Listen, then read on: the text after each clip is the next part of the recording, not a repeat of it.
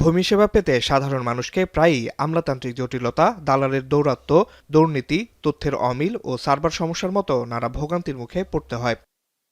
এসব সমস্যা কমিয়ে জনগণের দোরগোড়ায় সহজ, স্বচ্ছ ও প্রযুক্তি নির্ভর সেবা পৌঁছে দিতে সারা দেশে শুরু হয়েছে ৩ দিনের ভূমি সেবা মেলা। তেজগাঁওয়ে ভূমি ভবনে কেন্দ্রীয় অনুষ্ঠানের মাধ্যমে মেলার উদ্বোধন করেন প্রধানমন্ত্রী তারেক রহমান।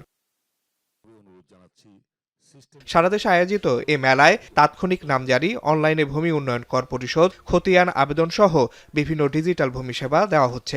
পাশাপাশি হয়রানিমুক্ত সেবা নিশ্চিতে এবং নাগরিকদের ডিজিটাল ভূমি ব্যবস্থাপনা সম্পর্কে সচেতন করতেও নেওয়া হয়েছে নানা উদ্যোগ। অনুষ্ঠানে প্রধানমন্ত্রী বলেন, ভূমির পরিকল্পিত ব্যবহার, নির্ভুল রেকর্ড সংরক্ষণ এবং দক্ষ ব্যবস্থাপনা এখন সময়ের অপরিহার্য দাবি। ভূমি সেবা মেলার আয়োজনের মাধ্যমে সরকার জনগণের কাছে দেওয়া আরও একটি নির্বাচনী অঙ্গীকার বাস্তবায়নের পথে এগুচ্ছে। প্রধানমন্ত্রী আরও বলেন, শুধু ভূমি সংক্রান্ত নয়, সব ক্ষেত্রেই জনবান্ধব কর্মসূচির মাধ্যমে জনগণের কাছে দায়বদ্ধ থাকতে চায় সরকার।